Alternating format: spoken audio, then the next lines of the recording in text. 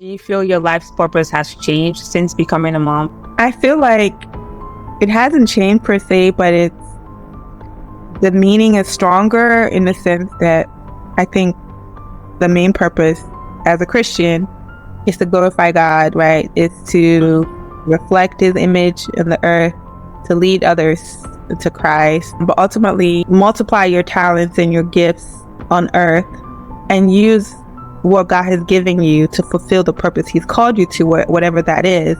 But ultimately, it's still God gets the glory. So as a mother, God is getting the glory from that.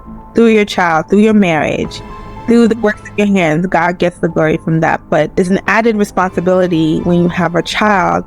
And like you said, one, he's a gift or she's a gift. And you have to be so careful and intentional how you steward that gift from God, because at the end of the day, God is going to judge you. He's going to ask, what did you do with this gift that I blessed you with? And so it's more serious now, and the life of your child is at stake because you're the one leading them. They may not understand everything that you teach from the Bible, but they're seeing how you live your life. So you're the first example of what a Christian is, of what it is to love, what it is to sacrifice, what it is to obey. So some main principle your child is going to learn from you. So those seeds, train them a child the way they should go, and they will never depart from it. So definitely being a mom is something I've always felt and known I was called to be. And so now that it's actually happened, I'm extremely humbled and blessed and grateful. But it's like the work just started. It's like, it's not a fantasy. Those of you out there who want to be moms and you're like, oh, this is fun, fantasy. No, the real work is beginning, because for the rest of your life, you're going to have someone who's always needs you. Even if they're grown, they always are like, there is just this connection and bond you have with your child that is like nothing else. And so you just have to, ask God for strength to be the best mom you can be. But ultimately, Holy Ghost, He's going to guide you. You don't have to be perfect. Jesus Christ is perfect. You do the best that you can. You follow God's leading. Ultimately, your child is going to grow and be an adult. And those seeds that were planted by you, the Holy Spirit will water it and grow it in them. And God's grace, they would now grow into their own. So exactly. What about you? Yeah, no, I'm just agreeing with those thoughts and perspective, because I feel like it's, like you said, I'm an example.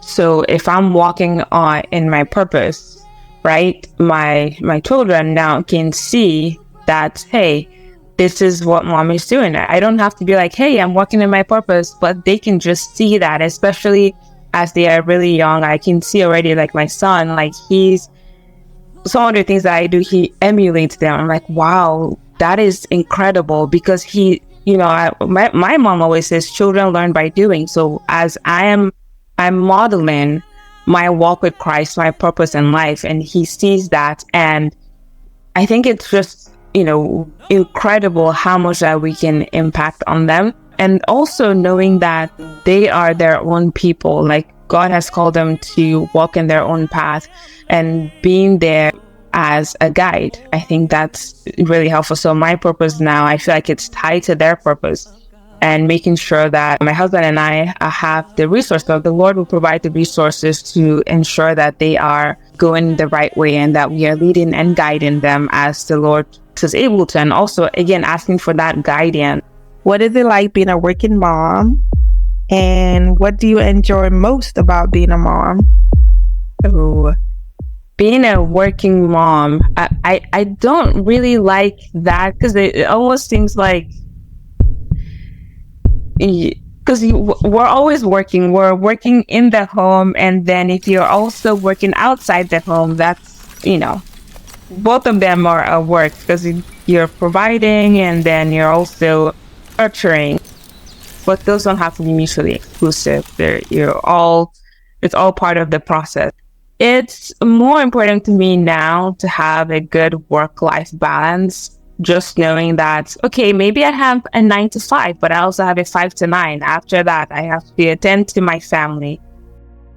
So it's really important that I protect that time and make sure that I'm not, as much as I can, I'm not bringing my professional work into my family time, and I protect that family time. But also, as much as I can, I protect my professional work time and making sure that I'm doing all that I need to do in both arenas. What do I enjoy most? Seeing the smile on the faces of my children. That is so rewarding and gives me so much joy. Yeah, how about you? Those two questions as well. Hey, definitely when you were talking, I'm like, yep, that's true. It's being working 2 full-time jobs. Being a mother is a whole job. And if someone says, I'll pay you money to just be a stay-at-home full-time mom, I would seriously consider it, because it's a whole job on its own. I enjoy working. I enjoy using the gifts God has, blessed me with in that sense, to serve others in the community. But it is about work-life balance. It is about finding ways to conserve energy, because you're going to need the energy to pour into your child. You don't want them to get overs. You want them to, still get the best of you. And if it is busy, so draining, you literally have nothing left to give for your family. So I love what you said about protecting your time. I've been trying to do a better job of that, of trying to set, boundaries and putting, my do not disturb with certain hours, and not really calls and throwing my phone away, just to get it away so I'm not distracted, like you said, so I can focus on my family.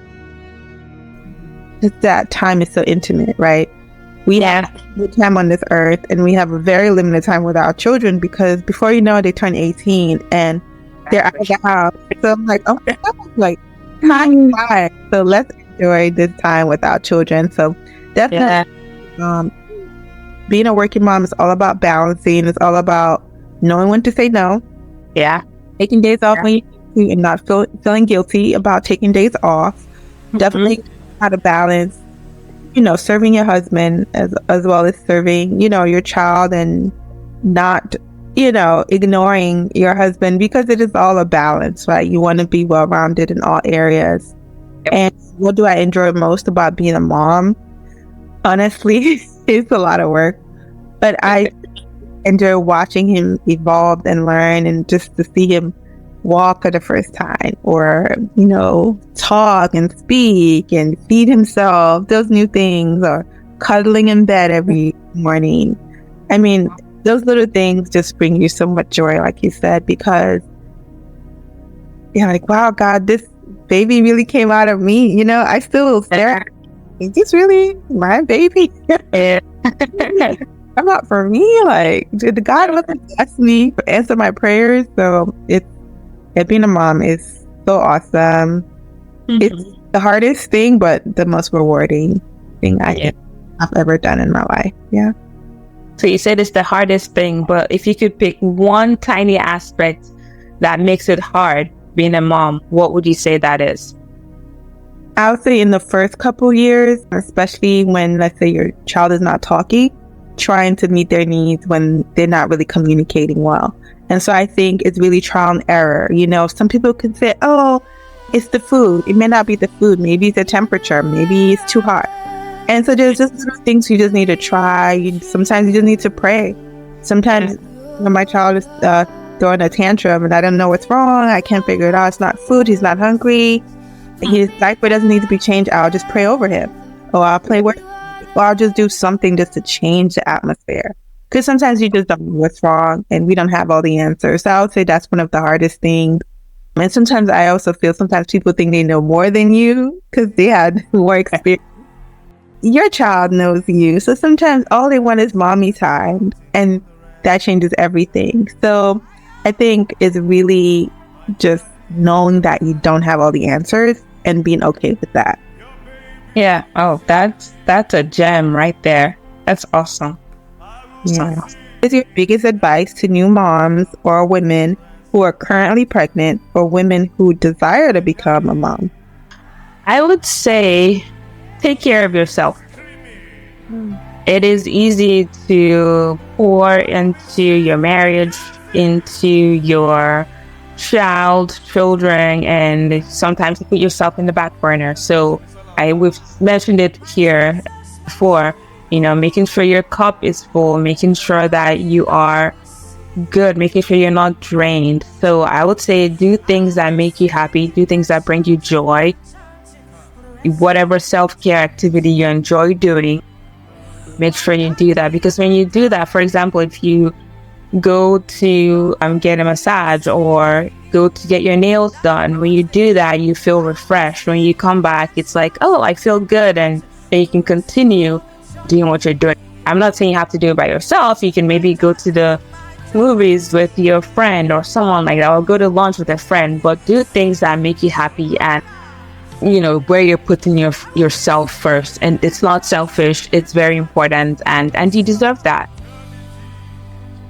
That is because it's reminding me that I'm not as intentional as I need to be.